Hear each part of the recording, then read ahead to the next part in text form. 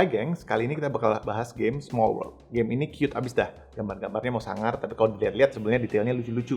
Table presence-nya juga lumayan, tapi jangan khawatir, jangan jiper, karena sebenarnya main gampang kok maininnya.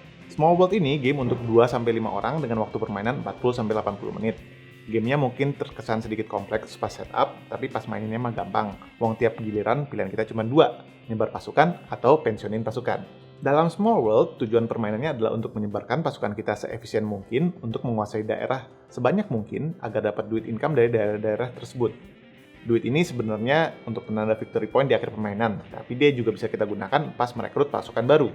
Mekanisme permainan ini cukup mudah. Kita ambil semua token pasukan kita, terus ya kita sebar aja sesuka kita dengan membayar sejumlah pasukan per area untuk melebihi pasukan netral atau pasukan musuh yang ada di daerah-daerah yang mau kita kuasai tersebut. Jadi sebenarnya semuanya bisa kita perhitungkan dengan baik. Tapi serunya adalah kita masih bisa mendorong pasukan terakhir kita untuk kamikaze menyerang musuh yang lebih kuat kalau memang mau mencoba melempar dadu hoki-hokian.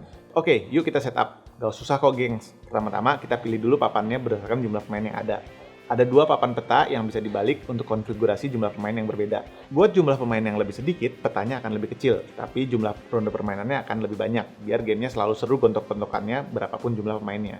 Sesudah membuka papan yang sesuai, letakkan token penanda ronde di tracknya.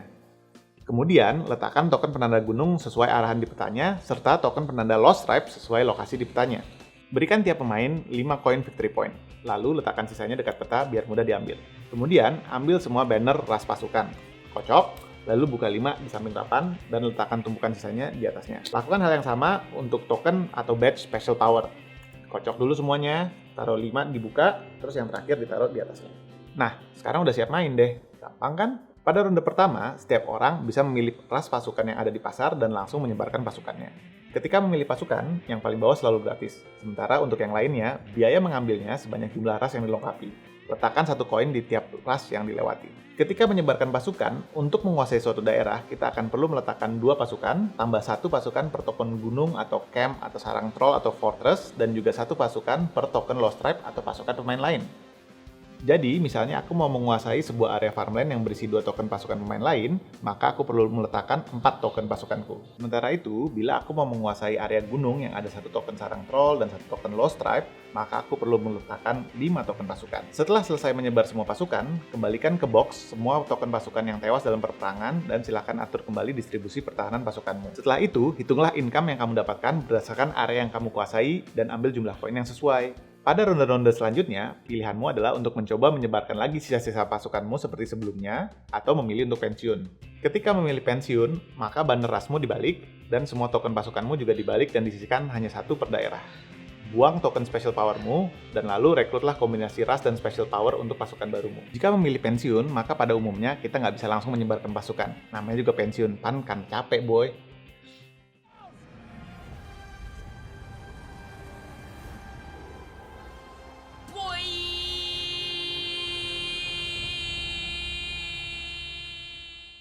Tapi tenang aja, semua token pasukan sebelumnya yang masih ada di peta masih ngasih kita passive income. Cecing!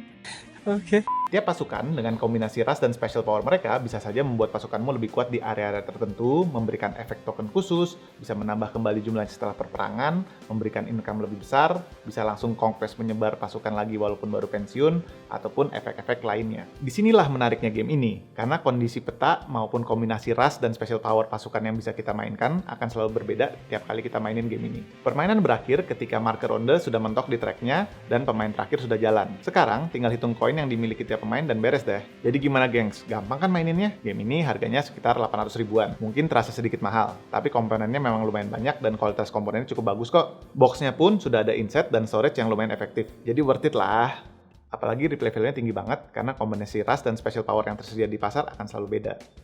Jadinya tiap kali kita mainin game ini, pasti feel-nya beda. So, cobain aja, siapa tahu dirimu akan suka.